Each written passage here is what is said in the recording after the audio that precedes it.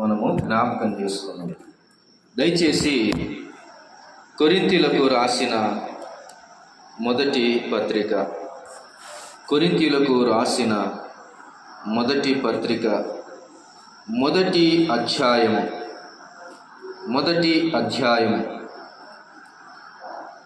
మొదటి వచనాన్ని చదువుకుందాం.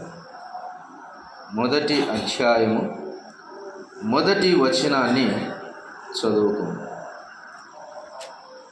దేవుని చిత్తము వలన యేసుక్రీస్తు యొక్క అపోస్తలుడుగా నుండుటకు పిలువబడిన పౌలును, సహోదరుడైన సోస్తెనేసును, కొరింథీయులోనున్న దేవుని సంఘమునకును, అనగా క్రీస్తు యేసునందు పరిశుద్ధపరచబడిన వారై పరిశుద్ధులుగా ఉండుటకు పిలువబడిన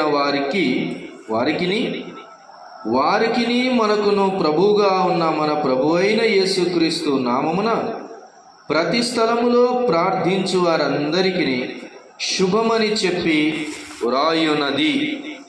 దేవుడి మాటలు దీవించినట్లు చిన్న మాట ప్రార్థన చేసుకుందాం.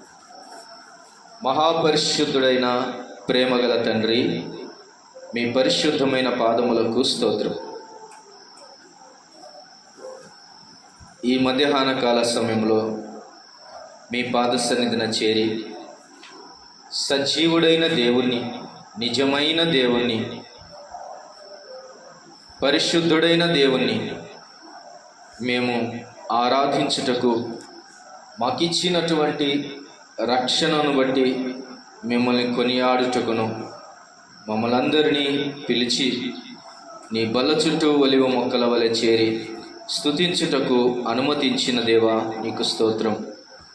ఒకప్పుడు ఈ అనుమతి లేదు, మిమ్మల్ని సమీపించే భాగ్యమే లేదు. దురస్తులమై ఉంటిమి, అన్య జనాంగములో పడి చచ్చిన వారమై ఉంటిమి. కృపచేత మమ్మల్ని పిలిచి రక్షించుకొని తండ్రి, మిమ్మల్ని స్తుతించటానికి, ఆరాధించటానికి అవకాశాన్ని ఇచ్చినందుకు స్తోత్రాలు చెల్లిస్తూ ఉన్నాం. తిరిగి వాక్య ధ్యానంలోనికి మేము వెళ్తుంటుండగా కొన్ని నిమిషాలు మాతో మాట్లాడండి నాయన. కొన్ని మాటలను మాకు నేర్పండి తండ్రి. మాటలు విని వాటిని ఆరగించి వాటిని అర్థం చేసుకొని వాటి ప్రకారం జీవించే భాగ్యం, తీర్మానం మా జీవితాలు దయచేయండి నాయన. నీ మాటలను దీవించండి, దీవనకరంగా చేయండి. చదవబోయే లేఖనాలను జ్ఞాపకం చేసుకోమని స్తోత్రములు చెల్లిస్తూ సమస్త మహిమ, ఘనత, ప్రభావములు మీకే ఆరోపించుకొనొచ్చు మా ప్రభువును మా రక్షకుడైన యేసుక్రీస్తు వారి పరిశుద్ధ నామమున స్తోత్రములు చెల్లించి ప్రార్థించి దీనులమై వేడుకొని పొంది ఉన్నాము తండ్రి, ఆమేన్. ప్రభునందు ప్రియులారా, కొరింథీయులకు రాసిన పత్రిక అని అపోస్తలుడైన పౌలు ఈ మాటలను రాస్తున్నట్లు మనకు అర్థమవుతుంది. ఈ మొదటి 2 వచనాలలో ఒక 3 విషయాలు ఈ దినం మనం నేర్చుకుందాం. దేవుని సన్నిధికి వచ్చిన తర్వాత ఆయనకు ఇచ్చేవి కొన్ని, ఆయన దగ్గర నుంచి తీసుకొని పోయేటివి కొన్ని. ఇదే ఉండాలి. ఏమి ఆయనకు ఇవ్వాలి? ఆయనకు స్తుతి సమర్పణ ఇవ్వాలి, ఆయనకు స్తుతి బలి నైవేద్యము ఇవ్వాలి, ఆయనకు అర్పణలు ఇవ్వాలి, ఆయనకు సమయము ఇవ్వాలి, ఆయనకు ఇవ్వాల్సినటివి ఇవ్వాలి. ఇక తీసుకొని పోయేటివి ఏంటివి? ఆయన యొద్ద నుంచి ఆయన వాక్యమును తీసుకొని పోతాం, ఆయన బోధను తీసుకొని వెళ్తాం, ఆయన జ్ఞానమును తీసుకొని వెళ్తాం, ఆయన ఆశీర్వాదాలను తీసుకొని వెళ్తాం. ఇదే మందిరానికి వచ్చిన తర్వాత ఏమి ఇవ్వటానికి వచ్చావు, ఏం తీసుకొని పోవడానికి వచ్చావు అనేదే ఉండాలి. గనుక ఒక 3 విషయాలు మనము జ్ఞాపకం చేసుకుంటుండగా దేవుడు మనకు బోధించునుగాక. ఇంతకు ఈ పత్రిక ఎవరికి రాస్తున్నాడు అంటే కొరింథీయులకు రాసిన పత్రిక అని అక్కడే హెడ్డింగ్లో కనబడుతుంది. కొరింథీలో ఉన్నటువంటి వారికి అని మాత్రమే అర్థం చేసుకుంటే కొంచెం కొన్ని సిద్ధాంతాల పొరపాటులు జరగవలసి ఉన్నది. ఇది కొరింథీలో ఉన్న వారికి రాసింది అని అనుకోవాల్సి వస్తుంది. కొరింథీలో ఉన్న వారికి రాస్తున్నప్పటికీ అవి మనకు కూడా అవసరమైతే ఖచ్చితంగా వాడుకోవాల్సినవే. అవసరము కాబట్టి రాసి ఉంచాడు నేటికి ప్రభు. ప్రవచనాలన్నీ కూడా అప్పుడున్న పరిస్థితిని బట్టి ప్రవక్తలు పలుకుతారు. అప్పటి సిచ్యువేషన్కు అవి సరిపోతాయి. అవి ఫ్యూచర్కి కూడా మిగిలి ఉంటాయి అనేది అర్థం చేసుకోవాలి. ఉదాహరణకు కీర్తనాకారుడు పలుకుతూ, నా చుట్టూ ప్రజలు ఇలాగున్నారు, నన్ను చీల్చివేయటానికి ఉన్నారు, నన్ను చంపివేయటానికి ఉన్నారు, భాషాను దేశపు ఎద్దులు నన్ను చీల్చివేయటకు సిద్ధంగా ఉన్నాయని పలుకుతున్నాడు. నిజమే, అప్పుడు కీర్తనకారుని పరిస్థితి అదే. కానీ అది ప్రభు అయిన యేసుక్రీస్తు వారి యొక్క ప్రవచనం కూడా అన్నది గుర్తుపెట్టుకోవాలి. కనుక కొరింథీలో ఉన్న సంఘానికి రాస్తున్నాడంటే అప్పటి కొరింథీ సంఘానికి అవసరమే. నేటి సంఘం కూడా అట్లనే ఉంటే నేటి సంఘానికి కూడా అవసరమే. అందుకే చాలా సిద్ధాంతాలు ఈ కొరింథీ సంఘంలో కొరింథీ సంఘానికి రాయబడిన ఈ కొరింథీ పత్రికలో ఉన్న చాలా సిద్ధాంతాలు ఇవి మనకు కాదులే అనే వాళ్ళు చాలామంది ఉన్నారు. ఇప్పుడు కూడా నీది కొరింథీ సంఘం లాగా ఉండిందంటే ఇప్పటికీ కూడా నీకు కూడా ఈ పత్రిక అవసరమే అన్నది గుర్తుపెట్టుకోవాలి. నీ సంఘానికి, నా సంఘానికి, దేవుని సంఘానికి ఇవి అవసరమే అని మనం గుర్తుపెట్టుకోవాలి.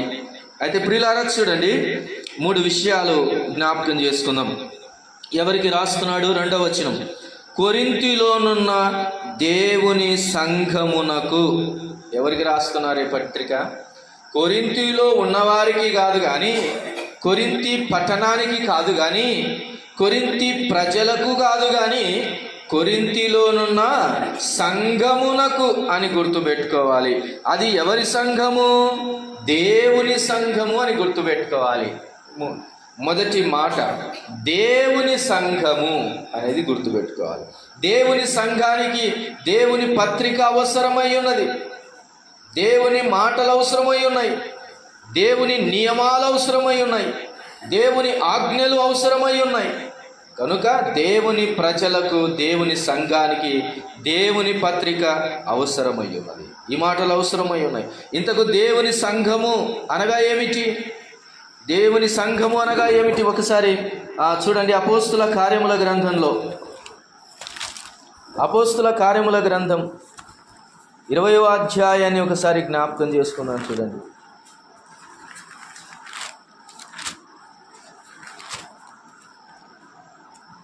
20వ అధ్యాయము 28వ వచనాన్ని చదువుకున్నాం. చూడండి, అపోస్తుల కార్యముల గ్రంథం 20వ అధ్యాయము 28వ వచనాన్ని జ్ఞాపకం చేసుకుంటే, దేవుడు తన స్వరక్తమిచ్చి సంపాదించిన తన సంఘమును కాయుటకు. చాలు, ఆయన సంఘము ఎలాంటి సంఘం అంట? ఇది తన స్వరక్తమిచ్చి సంపాదించిన తన సంఘము అంటున్నాడు. ఈ సంఘము ఎవరిది?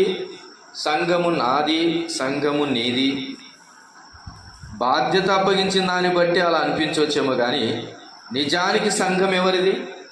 దేవునిది అంటున్నాడు. ఎలా సంపాదించాడంట ఆయన? తన స్వరక్తమిచ్చి సంపాదించిన దేవుని సంఘము అని అంటున్నాడు. అంటే ఈ సంఘము అన్నది వెలపెట్టి కొనబడిన సంఘము, ఇది ఖర్చు పెట్టి కొన్న సంఘము, ఇది యేసుక్రీస్తు వారి యొక్క రక్తముతో కొన్న సంఘము అని గుర్తుపెట్టుకోవాలి. నీ సంఘము కాస్ట్ ఎంత అంటే, 1 కోటి రూపాయలు పెట్టి కట్టించామండి ఈ మందిరాన్ని అని అంటే అది 1 కోటి రూపాయల సంఘం కాదు. 10 లక్షల మంది వచ్చి కూడుకోవటానికి కొన్ని 100 కోట్లు పెట్టి కట్టించినామండి దీన్ని అంటే ఆ సంఘము 100 కోట్లు అని కాదు. అలాగని 2 3 ఉన్నటువంటి సంఘం మాది చిన్న సంఘం అండి అన్నా నీ సంఘం రూపాయికి వచ్చినదేం కాదు. ప్రతి సంఘము వెల ఎంత అంటే అది యేసుక్రీస్తు రక్తమంతా అని చెప్పాలి. ఎంతయ్యా ఈ సంఘము వెల అంటే యేసుక్రీస్తు వారిని అడిగితే చెబుతాడు, నేను కష్టపడి కార్చిన రక్తమంతా అంటాడు. ఎంతయ్యా ఈ సంఘపు వెల అని అంటే, ఇదిగో భయంకరమైన శ్రమనుంది, మరణపు వేదన పొంది కార్చబడినటువంటి రక్తమంతా అని చెబుతాడు ఆయన. అయ్యా ఈ సంఘపు వెల ఎంత నాయనా నేనంటే, ఒక్క రక్తపు చుక్క కూడా నాలో ఉంచుకొనక అంతటిని దారపోసి కొన్నానయ్యా అని చెబుతాడు ఆయన. అంత వెల ఈ సంఘం అనేది, సంఘపు వెల అంత ఉంది గనుక ఆయన మనలని కొన్నాడు అని జ్ఞాపకం చేసుకోవాలి. చూడండి, ప్రకటన గ్రంథంలో ఒక మాటను జ్ఞాపకం చేసుకుందాం. చూడండి, ప్రకటన గ్రంథంలో ఈ మాటను జ్ఞాపకం చేసుకుందాం. చూడండి, ఎలాగూ కొన్నాడు ఆయన, ఎలాగూ మనల్ని కొన్నాడు, రక్తం ఇచ్చి కొన్నాడు, వెలపెట్టి కొన్నాడు అని చూస్తున్నాం. 5వ అధ్యాయము ప్రకటన గ్రంథము 5వ అధ్యాయము 9-10 వచనాలను జ్ఞాపకము చేసుకుందాం. చూడండి, ఈ పాత్రలు 5వ అధ్యాయము 9-10 వచనాలు. ఈ పాత్రలు పరిశుద్ధుల ప్రార్థనలు, ఆ పెద్దలు నీవు ఆ గ్రంథమును తీసుకొని దాని ముద్రలను విప్పుటకు యోగ్యుడవు, నీవు వధింపబడిన వాడవై నీ రక్తమిచ్చి ప్రతి వంశములోను ఆయా భాషలు మాట్లాడు వారిలోను ప్రతి ప్రజలోను ప్రతి జనములోను దేవుని కొరకు మనుష్యులను కొని మా దేవునికి వారిని ఒక రాజ్యముగాను యాజకులుగాను చేసితివి. చాలు. ఎలా కొన్నాడంట? ఆయన మనుష్యులను కొని అని అంటున్నాడు. ఎలాగూ వధించబడిన వాడవై నీ రక్తం ఇచ్చి. ఎలాంటి రక్తం ఇచ్చావు? ఆరాధనలో జ్ఞాపకం చేసుకున్నాం. నిర్దోషమైన రక్తమును, నిష్కలంకమైనటువంటి గొర్రెపిల్ల వంటి రక్తము అని చూస్తూ ఉన్నాం. 33.5 సంవత్సరాలు ఆయన భూమి మీద జీవించి, పరిశుద్ధముగా జీవించి, పాపము లేకుండా, రవంత పాపము లేకుండా ఆయన బ్రతికి శ్రమనుంది, వధించబడి రక్తమిచ్చి కొన్నాడు. వధించబడినప్పుడు కార్చబడిన రక్తం, వధించబడిన వాడవై నీ రక్తమిచ్చి అని అంటున్నాడు. రైట్. ఒకటి, సంఘము అని అంటే ఏమిటంటే అది ఆయన రక్తమిచ్చి వెలపెట్టి కొనబడినది అని మొదట జ్ఞాపకం చేసుకోవాలి. ఇంకా సంఘం అంటే ఏమిటి అంటే ఇదే ప్రకటన గ్రంథంలోనే ఈ మాటలోనే మరలా చదువుకున్నాం. చూడండి, రక్తమిచ్చి ప్రతి వంశములోను ఆయా భాషలు మాట్లాడు వారిలోను ప్రతి ప్రజలోను ప్రతి జనములోను దేవుని కొరకు మనుష్యులను కొని. సంఘం అంటే మనుష్యులు, కొనబడిన మనుష్యులు అని జ్ఞాపకం చేసుకోవాలి. ఒకటి, సంఘము దేవుడు కొన్నాడు, అది దేవునిది. రెండవది, సంఘములో ఎవరుంటారు అని అంటే సంఘములో కొనబడిన వారు ఉంటారు అనేది గుర్తుపెట్టుకోవాలి. కొనబడిన వారి సమూహము. ఎక్కడి నుంచి వచ్చారు వీరు? ఒకే జాతిలో ఉన్నవారా? కాదు. ఒకే ప్రజలో ఉన్నవారా? కాదు. లేకపోతే ఇక్కడ రాయబడినట్లుగా ఒకే భాష మాట్లాడువారా? కాదు. ఒకే జనమా? కాదు. ఒకే వంశమా? కాదు. చాలా సంఘాలు ఒక వంశంతో కడుతున్నారేమో, చాలా సంఘాలు ఒకే కులంతో కడుతున్నారేమో, చాలా సంఘాలు ఒక జాతి వారే కడుతున్నారేమో, చాలా సంఘాలు ఒక స్టేటస్ గల వారికే కట్టబడుతున్నాయేమో. అలాగూ దేవుడు చెప్పలేదు. ఇక్కడ రాయబడినట్లుగా ప్రతి ప్రజ, ప్రతి వంశం, ప్రతి జాతి మనుష్యులను, ప్రతి వంశములో ఉన్న వారిని సమకూర్చి, ఏ భేదము లేదు, అందరూ పాపము చేసి దేవుడు అనుగ్రహించు మహిమను పొందలేకపోతున్నారు గనుక అదే విధంగా ఏ భేదము లేకుండా యేసు రక్తం చేత కొనబడి యేసు రక్తం చేత కడగబడిన ప్రతి మనుష్యుడు చేర్చబడిన సమూహమే దేవుని సంఘం. కాబట్టి ఇందులో పెద్దని, ఇందులో చిన్నని, ఇందులో భేదాభిప్రాయాలు లేవు. దేవుని సంఘము అంతే, అది అందరూ కలిసినటువంటి సంఘం. అందుకనే what is the church? It's a collection of saved people. రక్షింపబడిన వారి యొక్క సమూహం దేవుని సంఘము. ఒక మాట, మూడవ మాటను కూడా మనం అలా జ్ఞాపకం చేసుకుందాం. చూడు, సంఘం అంటే ఏమిటి? డబ్బులుంటే నువ్వు కట్టిన బిల్డింగా, హోదాను బట్టి నువ్వు సంపాదించినటువంటి మనుషులా, లేకపోతే నీ ఇష్టానుసారంగా కట్టినటువంటి గుడారము కాదు దేవుని సంఘం అంటే. తిమోతికి రాసిన మొదటి పత్రిక 3వ అధ్యాయము, మొదటి పత్రిక, తిమోతికి రాసిన పత్రిక, మొదటి పత్రిక 3వ అధ్యాయం 14వ వచనం నుంచి మనము జ్ఞాపకం చేసుకున్నాం, లేదా 14, 15 వచనాలు కలుస్తున్నాయి.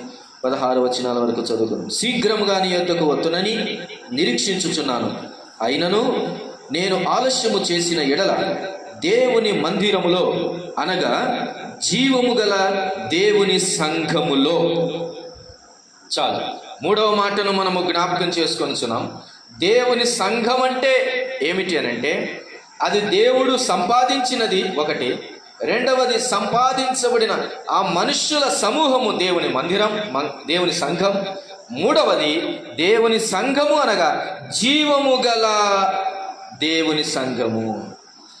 జీవము గల దేవుని సంఘము అనేది గుర్తుపెట్టుకోవాలి. ఇది నిర్జీవమైనది కాదు. ఇదేమిటి? ఇది జీవము కలిగినటువంటి సంఘం. అందుకనే యోహాను రాసినటువంటి ఆ సువార్తలో ఒక మాట ఏం చెప్తాడు చూడండి.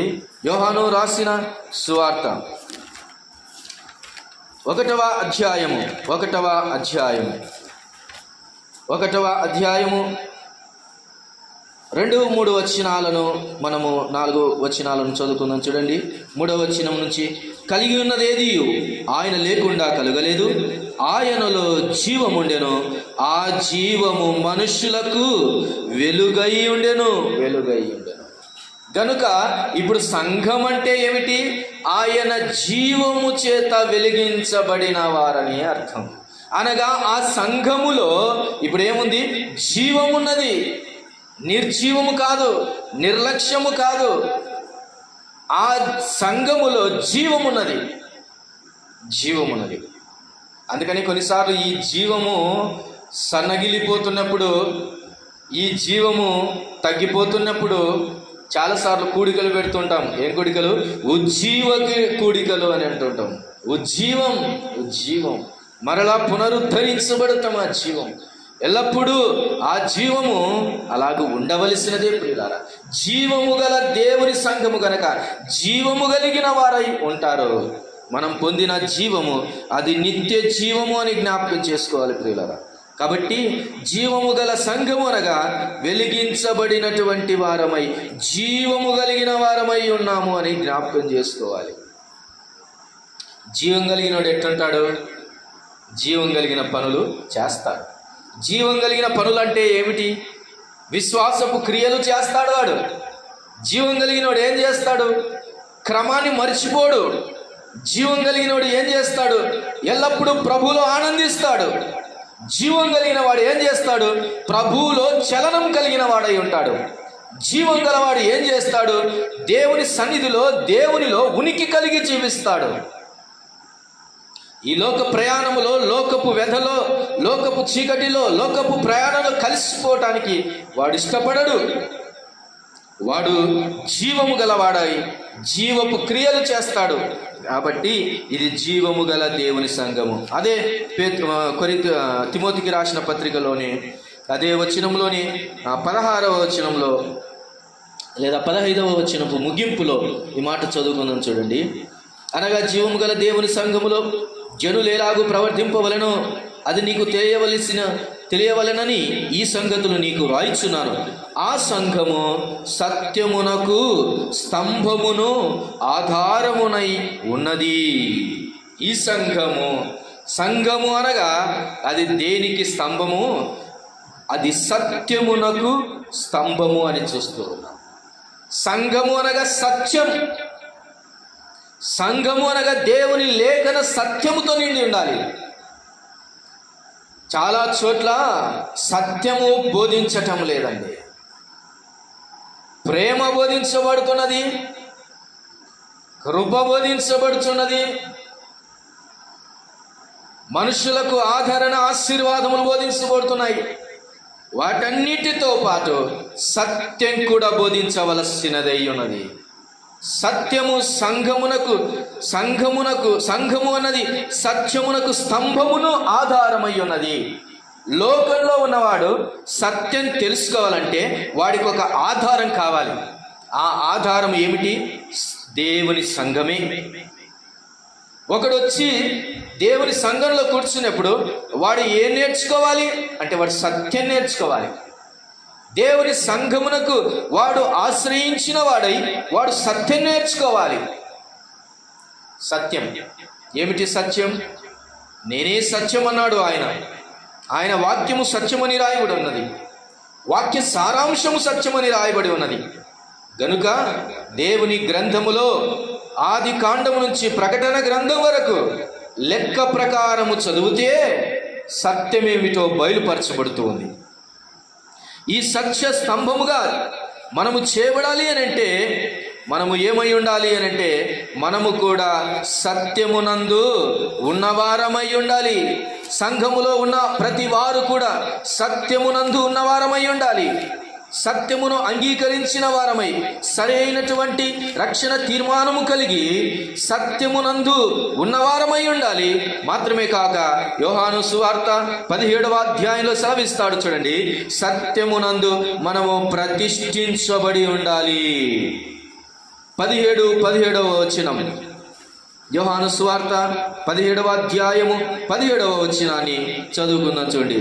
సత్యమందు వారిని ప్రతిష్ఠ చేయుము, నీ వాక్యమే సత్యము అని చూస్తున్నాం. 19వ వచనం, వారును సత్యమందు ప్రతిష్ఠ చేయబడినట్లు వారి కొరకై నన్ను ప్రతిష్ఠ చేసుకొనుచున్నాను. ఏమండి, అర్థమవుతుందా? దేవుడు జీవమై ఉన్నాడు కాబట్టి జీవమిచ్చాడు. ఆయన సత్యమై ఉన్నాడు కాబట్టి సత్యమిస్తూ ఉన్నాడు. ఆయన వెలుగై ఉన్నాడు కాబట్టి వెలిగించాడు. దేవుని సంఘము అనగా సత్యమునకు స్తంభం. సంఘములో ఉన్న ప్రతివాడు సత్యము ఎరగాలి.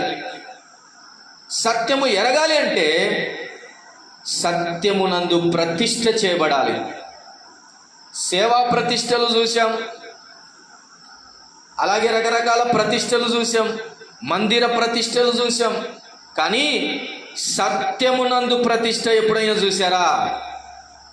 ఒకడు సత్యమునందు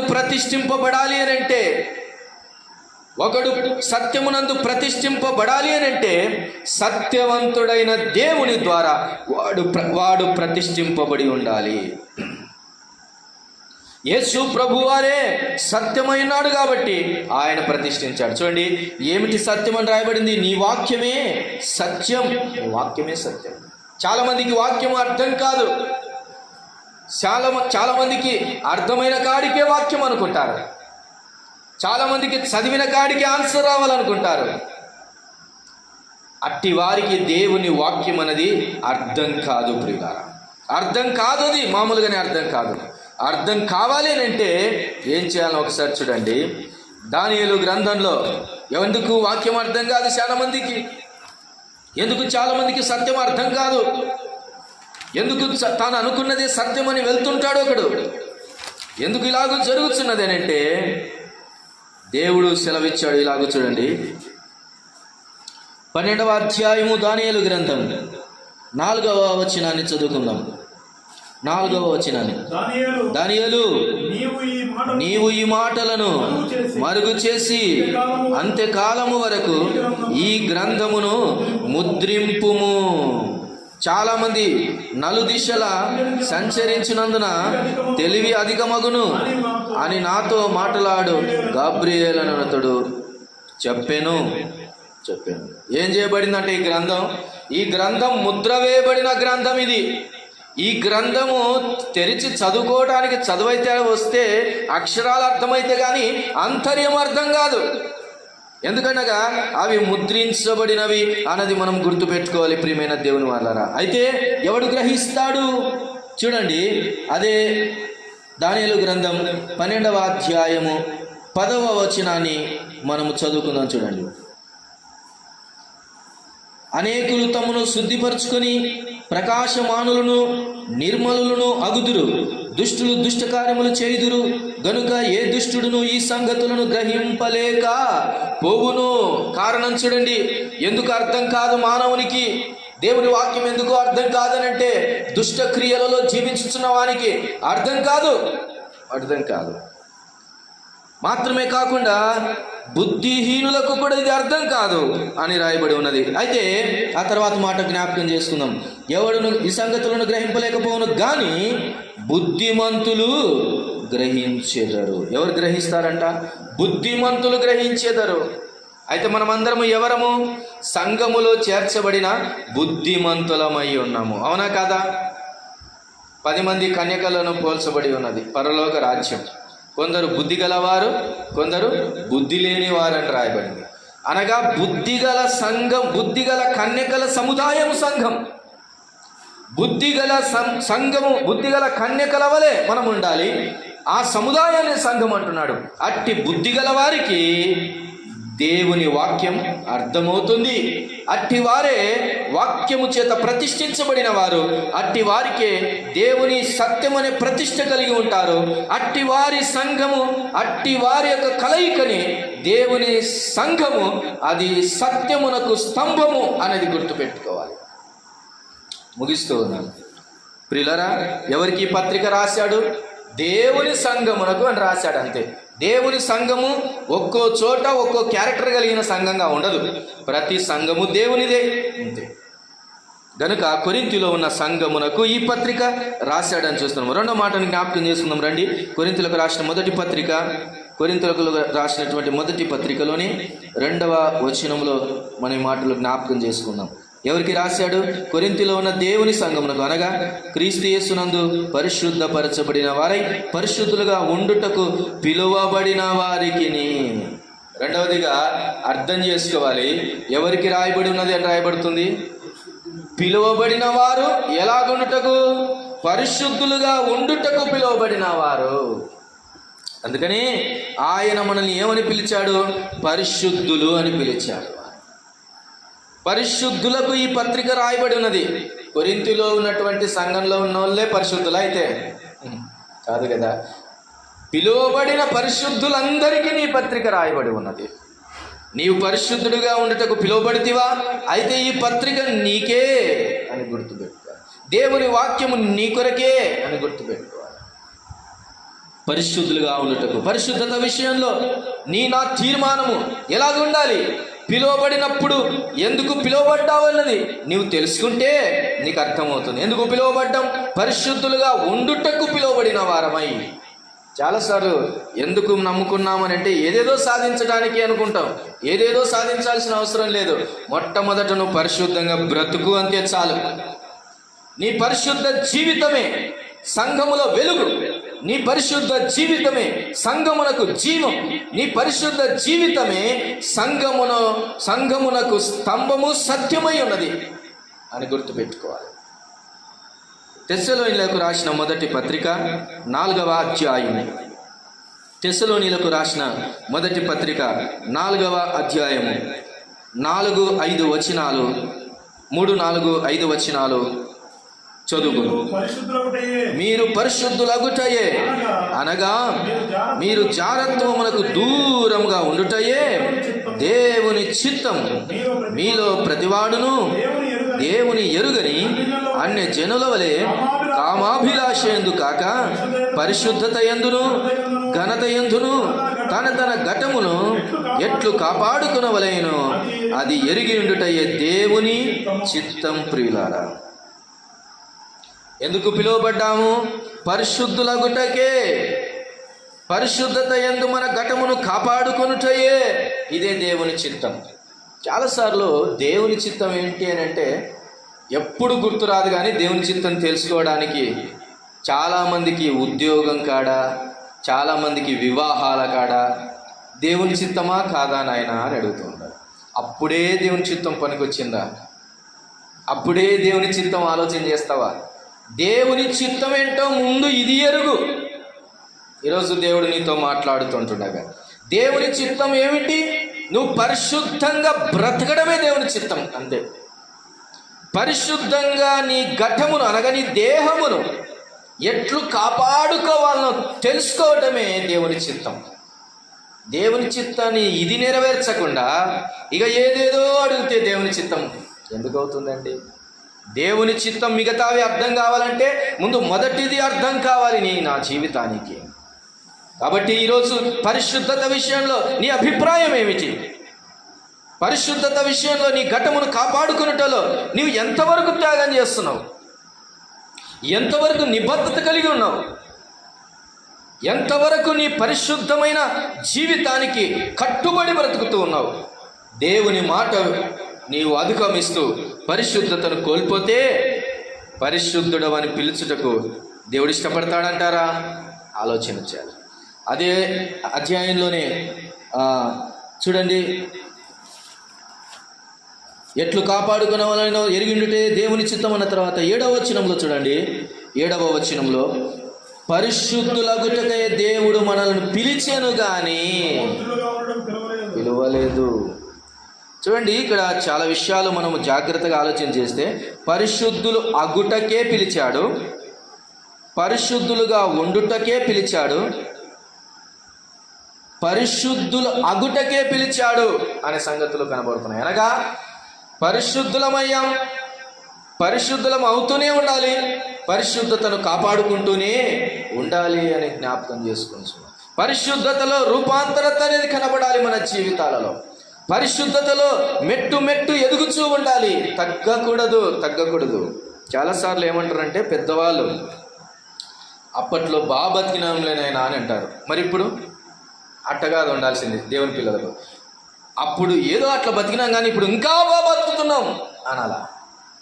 అది పరిశుద్ధతలో పెంపారడం, పరిశుద్ధతలో వేరుపారటం, పరిశుద్ధ జీవితంలో ఎదగడం అంటే అదే. ఆయన పరిశుద్ధ పర్వతమును ఎక్కదగిన వాడెవడు అని చూస్తూ ఎవడెక్కుతాడు?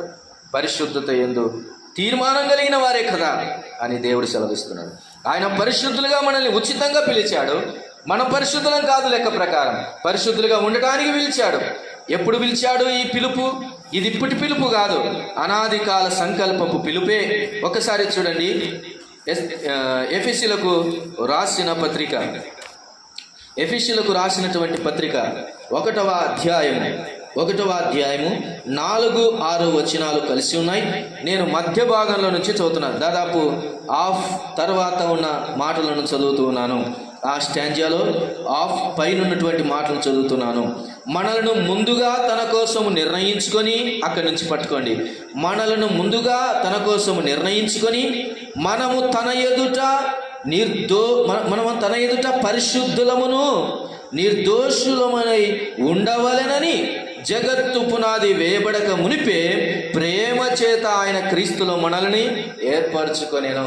ఇట్లా అనుకుంటాం కొన్నిసార్లు, ఆయన నన్ను తల్లి గర్భమున రూపింపబడక మునిపే ఎరిగినాడు, మంచిదే. ఆయన నన్ను జగత్తు పునాది వేయబడక మునిపే నన్ను ప్రేమించాడు, మంచిదే. ఎందుకు అంటే నిన్ను పరిశుద్ధులుగా తన ఎదుట నిలబెట్టుకోవాలని జగత్తు పునాది వేయబడక మునిపే నిర్ణయించే ఆదామును నిలబెట్టుకున్నాడు. కానీ ఆదామే తప్పిపోయాడు. పరిశుద్ధులుగా ఉండుటకు ఆయన జగత్తు పునాది వేయబడక మునిపే ఈ ప్రణాళిక వేశాడు. అది ఇప్పుడిప్పుడు కాదు, నువ్వు నమ్ముకున్నప్పుడు కాదు ఈ ఆలోచన. ఈ జగత్తే పుట్టక మున్పు నుంచి ఈ ఆలోచన దేవునికి ఉంది. ఎలాగుండాలి దేవుని ఎదుట? మనందరం ఒకనాడు ఎక్కడికి వెళ్తాం చెప్పండి? దేవుని ఎదుటకు వెళ్తాంగా. దేవుని ఎదుటకు వెళ్ళినప్పుడు ఎలాగుండాలి? మనము పరిశుద్ధులమునై కనబడాలి అని అంటే ఆ సరుకు ఎక్కడ సంపాదించాలి? భూమి మీదనే సంపాదించాలి. ఆ పరిశుద్ధత సంపూర్ణం ఎప్పుడు చేయబడాలి? భూమి మీదనే చేయబడాలి. కాబట్టి రెండవ మాట ఏమిటంటే, ఎవరికి? దేవుని సంఘమునకు ఈ మాటలు. రెండవది, పరిశుద్ధులుగా ఉండుటకు పిలువబడిన వారికి ఈ మాటలు అని చూసాం. మూడవ మాటను అలాగూ టచ్ చేసి మనం ముగించుకుందాం. చూడండి, అదే వచనాన్ని కొరింథీయులకు రాసిన మొదటి పత్రిక 1వ అధ్యాయము 2వ వచనంలోనే మధ్య భాగం. పరిశుద్ధులుగా ఉండుటకు పిలువబడిన వారికిని వారికిని మనకును ప్రభువుగా ఉన్న మన ప్రభువైన యేసుక్రీస్తు నామమున ప్రతి స్థలములో ప్రార్థించు వారందరికిని అంటున్నాడు. ఒకటి దేవుని సంఘమునకును, రెండవది పరిశుద్ధులుగా ఉండుటకు పిలువబడిన వారికిని, మూడవది ఎవరికంట?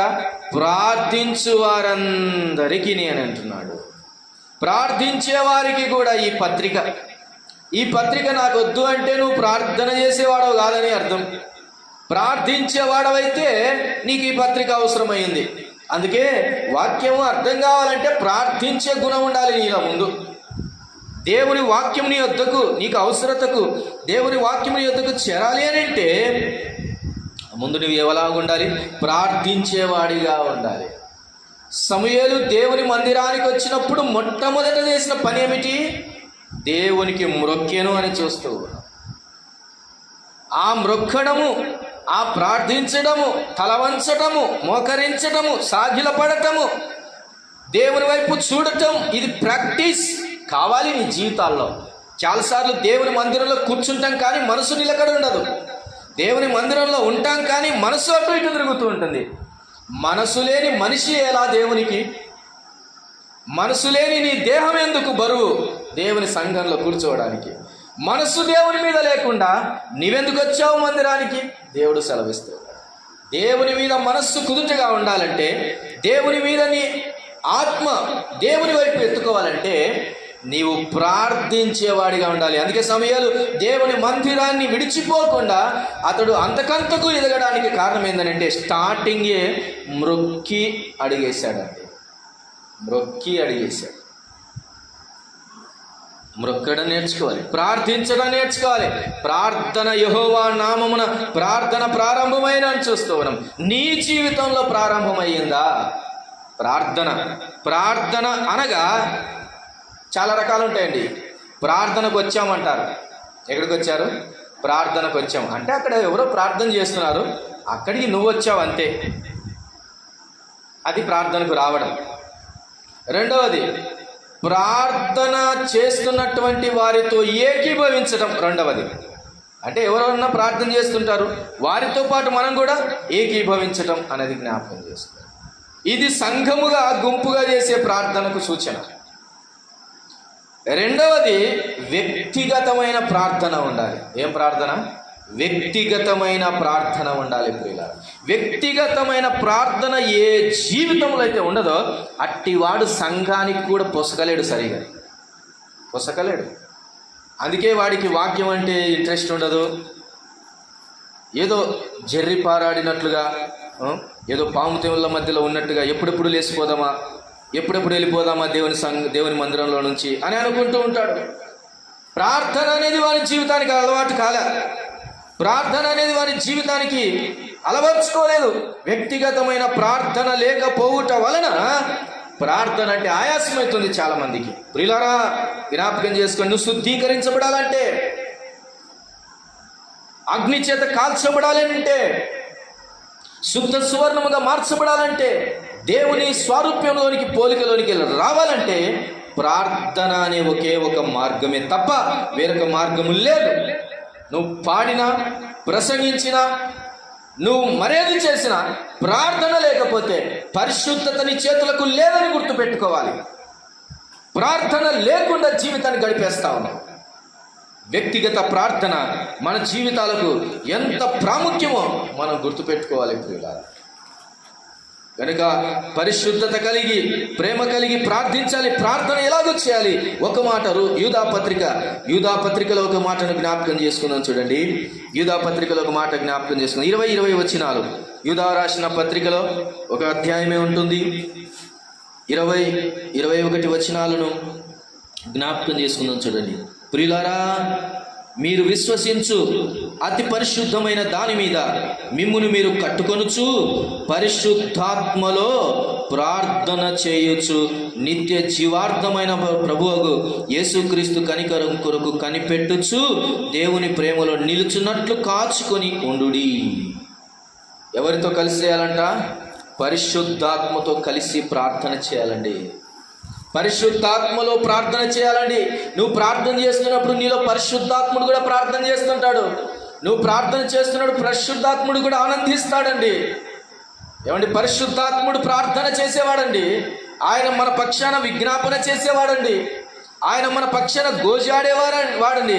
అందుకని ప్రార్థన నీ జీవితానికి అర్థం కావాలంటే పరిశుద్ధాత్మ దేవునితో కలిసి చేస్తే నీకు అర్థమవుతుంది, లేకపోతే అర్థం కాదు. అందుకే రోమా పత్రిక 8వ అధ్యాయంలో పరిశుద్ధాత్ముడు ఎలాగో మన కొరకై మన పక్షాన ఉన్నాడో జ్ఞాపకం చేసుకుందాం. 8వ అధ్యాయము 26వ వచనాన్ని చూడండి. 26వ వచనం, అటువలే ఆత్మయు మన బలహీనతను చూచి సహాయం చేయుచున్నాడు. ఎలయనగా మనము యుక్తముగా ఎలాగో ప్రార్థన చేయవలనో మనకు తెలియదు గాని ఉచ్చరింప శక్యము కాని మూలుగులతో ఆ ఆత్మ తానే మన పక్షముగా విజ్ఞాపన చేయుచున్నాడు. ప్రియులారా, ఒక ప్రశ్న ఇలా జ్ఞాపకం చేస్తున్నావు. నువ్వు ప్రార్థన చేస్తున్నప్పుడు ఎప్పుడైనా పరిశుద్ధాత్ముని మూలుగు నీ హృదయంలో నీ లోపల అనుభవించావా? కొన్నిసార్లు ప్రార్థనలో చేస్తున్నప్పుడు ఇంకేం చేయాలో అర్థం కాక అని మూలుగాల్సి వస్తుంది. ప్రియులారా, ఇలాంటి అనుభవం నీ జీవితంలో ఎప్పుడైనా పొందేవా? అలా పొందితే పరిశుద్ధాత్మ యందు నువ్వు ప్రార్థన చేసేవాడు అనేటానికి గుర్తు.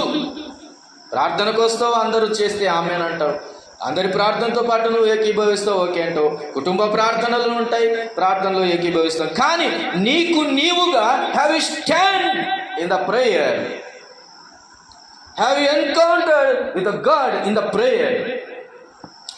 ప్రార్థనలో దేవునికి నీవు ఎదురుపడ్డావా? ఈ అనుభవం నీ జీవితంలో ఉందా? ప్రార్థనా పరులు మిగిలారు సంఘ చరిత్రలో. ప్రార్థనా పరులు గొప్ప కార్యాలు చేశారు సంఘ చరిత్రలో. ప్రార్థించి శూరకార్యములు చేశారు, ప్రార్థించి అద్భుతములు చేశారు, ప్రార్థించి తమ జీవితంలో రూపాంతరత పొంది ఉన్నారు.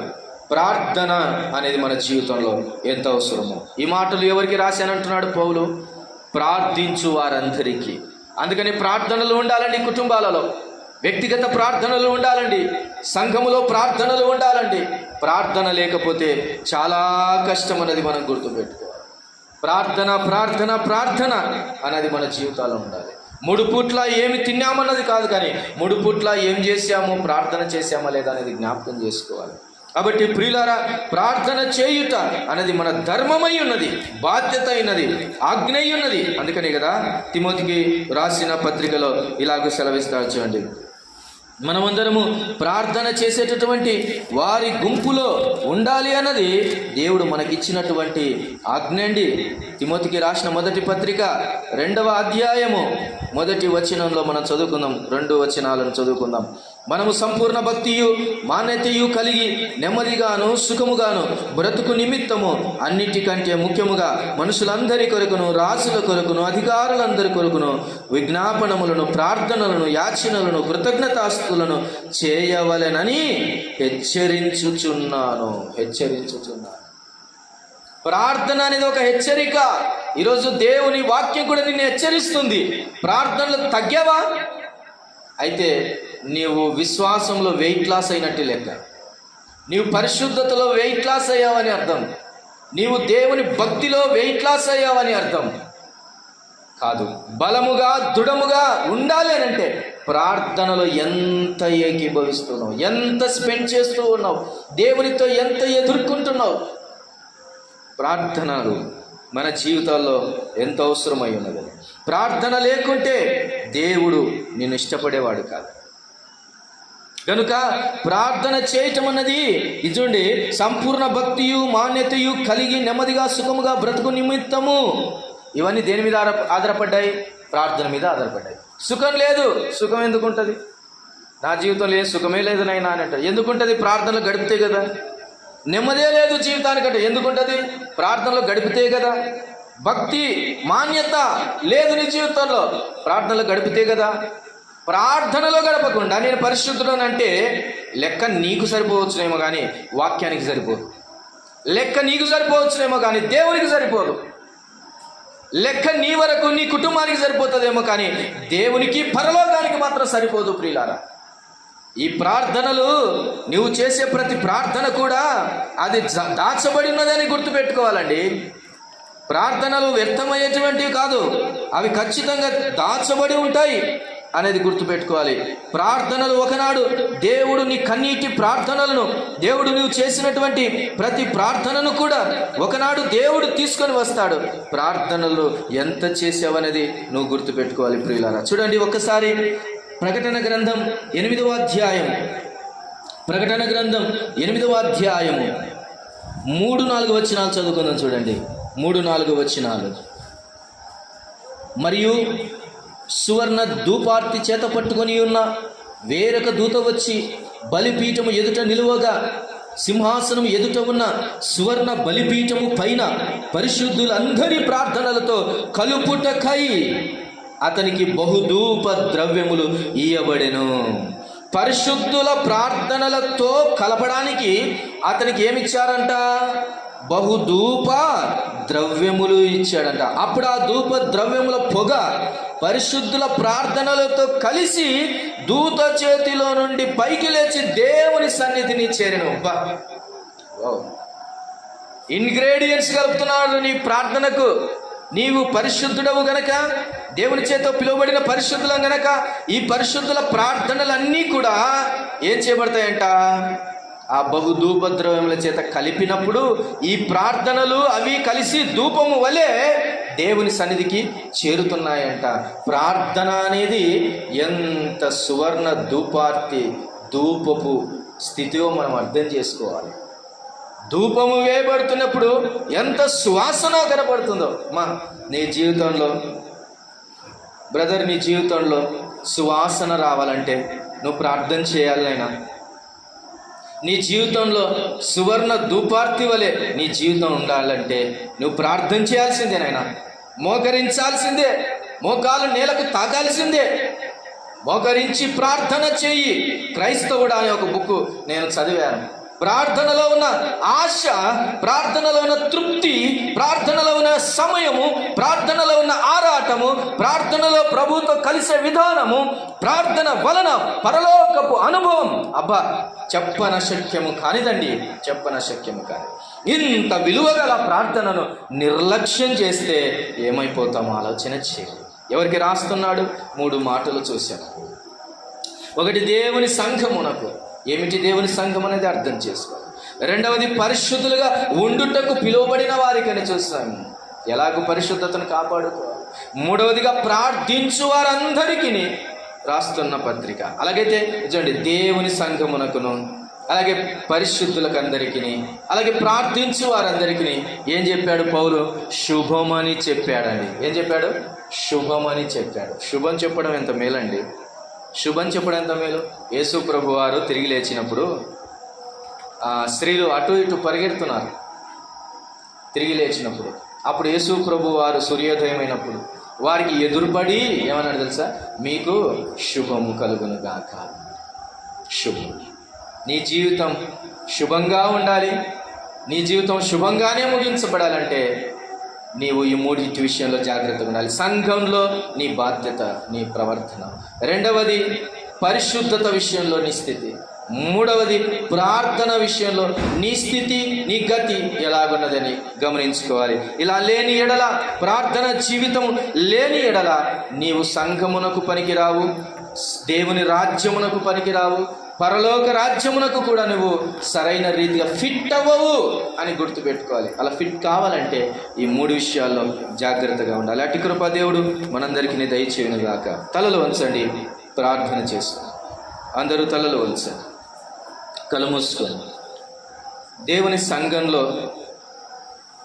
సత్యము చేత ప్రతిష్ఠింపబడిన వాడవై నిలవాలి అన్నది నువ్వు జ్ఞాపకం చేసుకోవాలి. జాగ్రత్తగా చదవాలి దేవుని వాక్యం. వాక్యమును నువ్వు స్వీకరించాలి, సత్యము చేత ప్రతిష్ఠింపబడాలి. రెండవది, నువ్వు పరిశుద్ధత కలిగి జీవించాలి. ఇది వరకు ఎలాగో బ్రతికావో, ఒకవేళ నీ జీవితానికి దేవుడు మరొక అవకాశాన్ని ఇస్తున్నాడేమో. పరిశుద్ధత విషయంలో ప్రభువా నేను రాజీ పడకుండా బ్రతుకుతానయ్యా అని ఒక తీర్మానం తీసుకో. నీ ఘటాన్ని, నీ దేహాన్ని ఇక నుంచైనా మిగిలిన వాటిని చావకుండా చూసుకో అని సంఘంతో హెచ్చరిక చేసిన దేవుడే నీతో నాతో హెచ్చరిక చేస్తున్నాడు. పరిశుద్ధతను కాపాడుకుందాం, పరిశుద్ధంగానే ఉండటానికి పిలిచాడు కదా, బ్రతుకుదాం. మూడవదిగా, ప్రార్థన విషయంలోని జీవితం ఎలాగుంది? నీ ఆత్మదీపము ఆరిపోకూడదంటే, నీ ఆత్మలో ఆనందము కొరత కాకూడదు అంటే ఖచ్చితంగా ప్రార్థన అనే ధూపం ఎల్లప్పుడూ వేయబడుతూ ఉండాలి. అది ఆరిపోవటానికి వీలు లేదు. అది ఆరిపోవటానికి వీలు లేదు. ప్రార్థనలు మన జీవితాల్లో ఉండాలండి. ప్రార్థనలు తక్కువబడ్డావా? ఒకనాడు తక్కెడలో ఆయన చూస్తే నీ ప్రార్థన వెయిట్ ఎంత వస్తుందో జ్ఞాపకం చేసుకో. తమ్ముడు, చెల్లి, అక్క, బ్రదర్, ఈ మాటలు వింటుండగా దేవుడే నీతో మాట్లాడుతున్నాడు. తమ్ముడు, దేవుడే నీతో మాట్లాడుతున్నాడు కదా. మాట్లాడుతూ ఉంటుండగా ప్రార్థన విషయంలో నేను తక్కువబడ్డాను నాయన, పరిశుద్ధత విషయంలో వెనుకబడ్డాను తండ్రి, సంఘం అనేటటువంటి ప్రతిష్ఠిత విషయంలో, సత్యములో నేను వెనకబడ్డాను నాయన అని చెప్పి పాదాలు పట్టుకొని క్షమించు నాయన అని ఒక మాట అడుగు. ఆయన నిన్ను పరిశుద్ధపరచడానికి, ఆయన మరలా నిన్ను పునరుద్ధరించడానికి, ఆయన నిన్ను మరలా ఉజ్జీవింపచేయటానికి ఆయన ఇష్టపడుతున్నాడు. సంఘానికి కూడా అవకాశాలు దయచేశారు. కాబట్టి దేవుడు ఈ అవకాశాన్ని నీకు దయచేస్తూ ఉంటుండగా అందిపుచ్చుకొని ప్రభు సన్నిధిలో ఆయన కోరినట్లుగా మనం బ్రతుకుదాం. తల వంచండి, ప్రార్థన చేసుకుందాం.